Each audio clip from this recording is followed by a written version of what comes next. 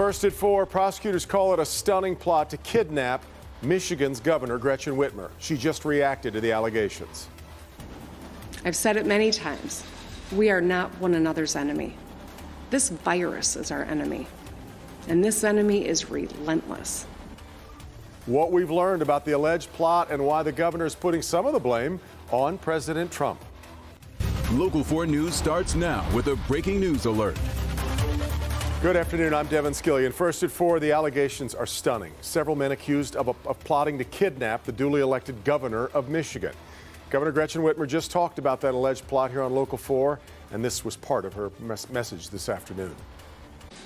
Hatred, bigotry, and violence have no place in the great state of Michigan. We've got team coverage of this breaking story. We're going to start with defender Sean Lay on these charges. And so many people, I think, very fascinated to learn how the FBI was able to crack this case, Sean. And that, Devin, is the key. We're here in Heartland right now, behind me, the home of Ty Wicker, one of the men named in these charges as being part of this alleged group with these shocking allegations that the men were plotting and getting very close to launching this plot to kidnap Governor Whitmer. You see the window behind me blown out, but the FBI rolled up here yesterday evening to serve a warrant here, crashing inside this mobile home unit. And you hit the nail on the head. The key is, how did the FBI get inside this group to stop this? Neighbor photos showing FBI raids going down here in Heartland, at this home in Waterford, and in multiple other homes from Orion Township to Milford to Sterling Heights and all over the state. The feds say earlier this year they picked up what they call very real, very alarming chatter over social media, with what started with 2 men. The goal, to take violent action against multiple state governments they believe were violating the Constitution.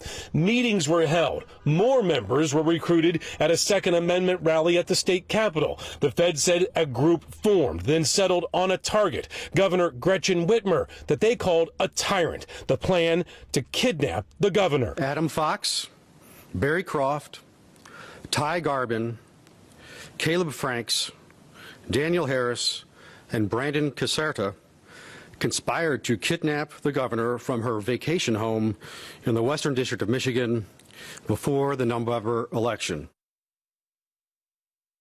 Back here live in Heartland. So, Devin, we're talking about 2 big headlines here. A group forming to allegedly launch this plot to kidnap the governor. We're talking about key details from the FBI, like buying a taser and exploding some sort of device as part of their plans, and how the FBI, the other part of the headline is how the FBI got inside this group at the very beginning. And it's all about chatter on social media. So at 5 o'clock, more about how the FBI got inside, what they found once they were inside this group. And then you can only imagine the reaction we're getting from neighbors, not just from here, but closer in to Metro Detroit, places like Waterford, Orion Township. Neighbors, they, as you can imagine, Devin, can't believe it. No doubt. And we've obviously got a lot of neighborhoods to check, given the map that you just showed us. All right, Sean, we will see you again at 5. Let's bring in now Hank Winchester, who's been looking into who these suspects are. There's quite a few of them to track down. Hank, what do we know so far? And Devin, we do know this investigation was massive, stretching all over the state of Michigan into Ohio. And we did learn today that there are a number charged who live here in Metro Detroit. These are just some of the men at the center of this massive investigation. William Null, seen here in a mugshot, and also seen here in video at the Capitol in Lansing. Another facing charges, Michael Null. Eric Molitor is also charged and being investigated as this moves forward. Adam Fox is 34. He's from Grand Rapids, also charged. Investigators say Fox was the owner of the business where meetings were being held and where the alleged plot to get Whitmer was discussed. He attended Aquinas College and has no criminal history. Ty Garbin is 24. He's from Heartland. His home was raided Wednesday. He, too, does not have a criminal past. Caleb Franks is from Waterford. He is now charged and also does not have a prior criminal history. Daniel Harris is 23. He's from Lake Orion. Again, no criminal history. Brandon Castira is 32 from Canton. Again, until this incident, no criminal past. Paul Beller is 21. He's from Brighton. No criminal history.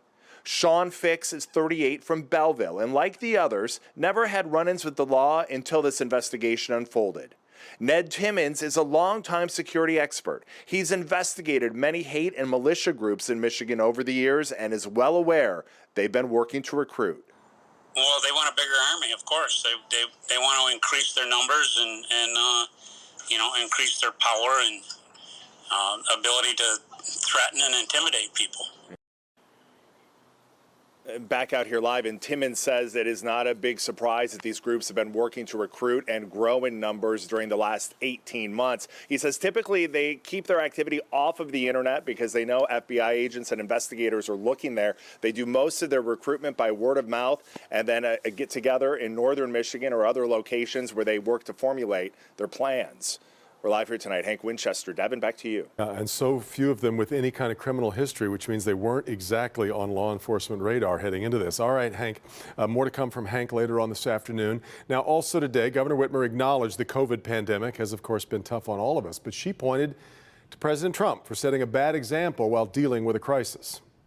Our head of state has spent the past 7 months denying science, ignoring his own health experts, stoking distrust, fomenting anger, and giving comfort to those who spread fear and hatred and division.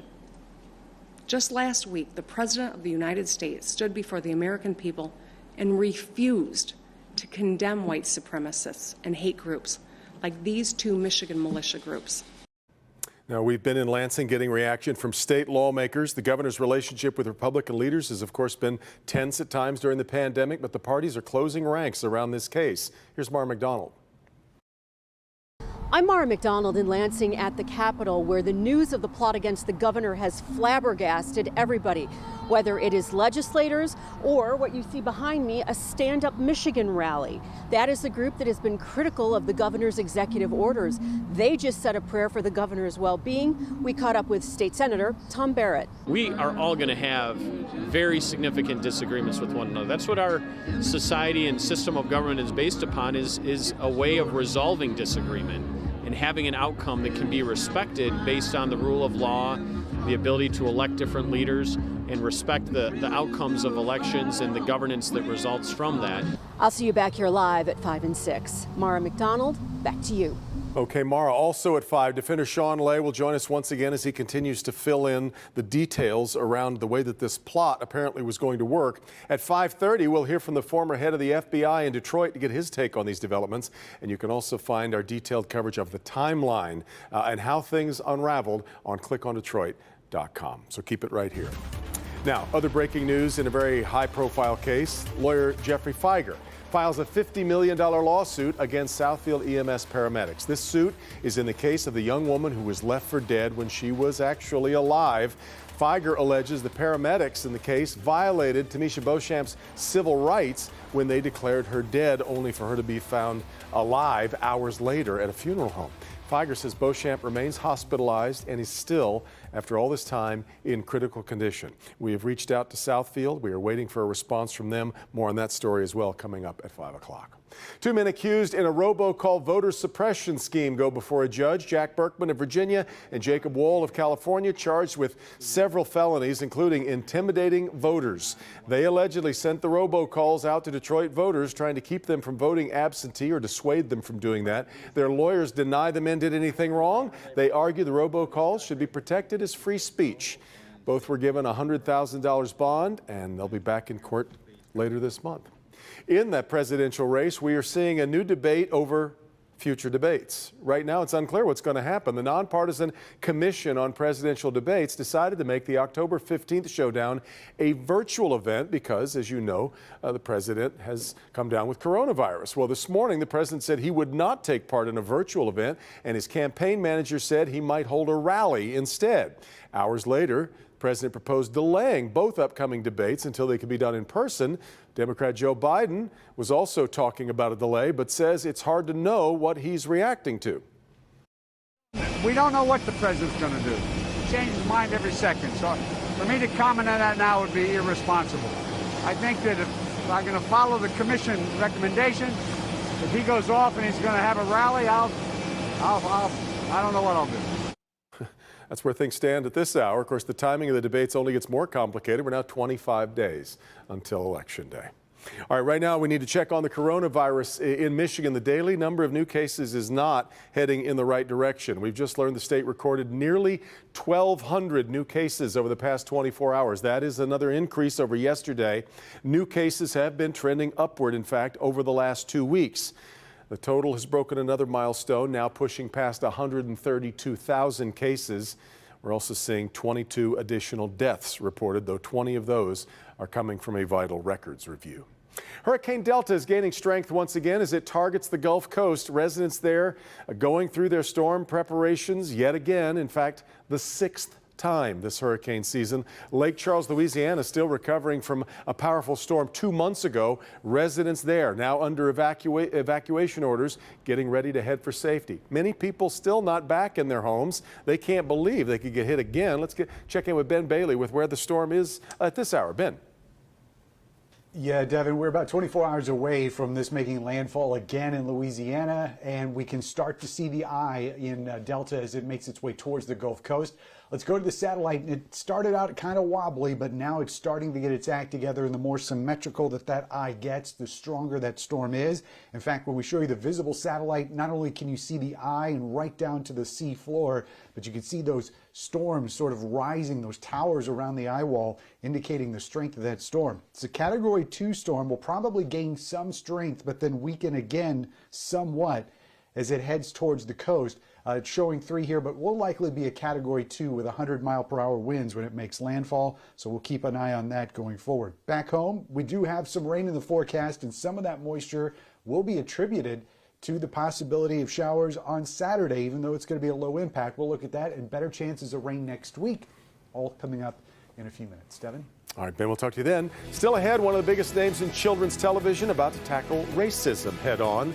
We'll talk about that in our trending stories. But first, a police officer attacked. The new video and why the department is launching an internal investigation. When First at 4 comes back.